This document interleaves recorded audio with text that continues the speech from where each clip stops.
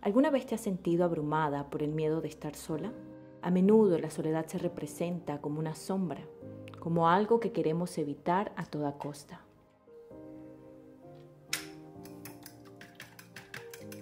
A lo largo de los años siempre me he considerado una persona que hace cosas a solas, ir al cine, asistir a fiestas o incluso viajar a nuevos lugares. Pero curiosamente había pasado un tiempo desde que realmente disfrutaba de mi propia compañía. Creo que así como todos los seres humanos, yo también he pasado por este miedo de estar sola. Y aunque me considero una persona que he sido, digamos, no solitaria, pero bastante independiente y con mucho tiempo a solas, de repente enfrentarme, en este caso a un viaje, estar un par de semanas, casi un mes sola, tenía muchas expectativas. ¿Cómo va a ser? ¿Cómo me voy a sentir? ¿Cómo voy a enfrentar la soledad? Pero creo que ha sido enriquecedor. Recuerdo que al volver a enfrentar esos momentos de soledad sentí una mezcla de miedo y curiosidad. Sin embargo, fue en ese silencio donde redescubrí lo bonito que es estar conmigo misma. He llenado mis días con actividades en solitario, pero también he tenido la suerte de conectar con nuevas personas, de compartir risas y experiencias. Hay momentos en los que quizás nosotros no queremos enfrentarnos con esta soledad y nos aterroriza. Pero algo que he aprendido y que me gusta mucho predicar es de que a lo que le tenemos miedo se hace más grande. Y si queremos superar algo debemos de exponernos poco a poco. Aunque no considero que toda mi vida he sentido miedo a estar sola, de repente este viaje me hizo pensar un poco sobre las probabilidades de asustarme frente a la soledad.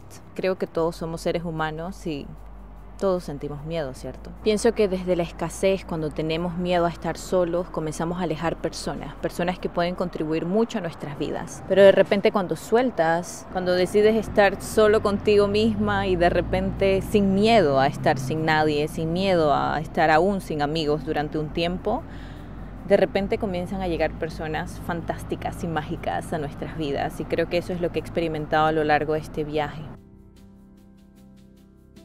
De que cuando soltamos el miedo a estar solas, realmente abrimos la puerta al crecimiento personal y a la valentía y al autodescubrimiento. El estar sola me ha permitido reconocer mis pensamientos con mayor claridad.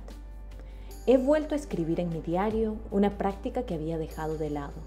Atrapada en la necesidad de reconectar con personas que quizás no estaban tan interesadas en mí, me perdí forzando relaciones y conexiones que quizás no valían la pena. Meditar sobre mi propósito me ha mostrado que estoy en el camino correcto. He aprendido a dar espacio a mis miedos y a hacer las paces con ellos. Ahora me siento llena de energía. Es fascinante cómo aprender a disfrutar del silencio y la soledad puede abrir la puerta a conexiones auténticas con los demás. ¿No es mágico? Sola, quietita, haciendo las cosas que son importantes para mí, enfocada en mis metas y en el crecimiento que estoy buscando. Parte de eso también es este canal. Y de repente comienzan a llegar personas importantes, personas que agregan, personas que llegan, algunas llegan y se van. Algunas llegan y se quedan por más tiempo, otras van a perdurar a lo largo de la vida, pero yo creo que eso es lo fantástico de la vida.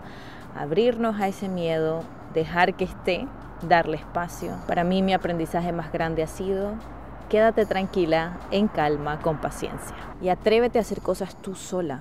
Aquí las personas se levantan un poquito más tarde y levantarme a las 5 de la mañana para venir a entrenar en un lugar donde los carros pasan y se quedan mirando como ¿qué le pasó a esta muchacha loca? Creo que es retador aún para nosotros mismos enfrentarnos quizás a pensar qué van a pensar los demás de nosotros, pero atrevernos a hacer las cosas nosotros solos nos va a encaminar, nos va a llevar por un tren donde vamos a encontrar otras personas que también se atreven a hacer esas cosas y que también quizás pueden volverse nuestras compañías en este camino que se llama vida.